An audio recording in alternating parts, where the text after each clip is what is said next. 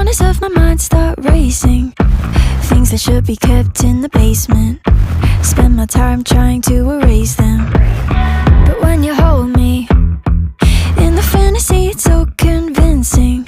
I shouldn't think the things I'm thinking, but now I've gone and let them sink in. The more that I push them away, the more that you're stuck in my brain, the more I mentally undress.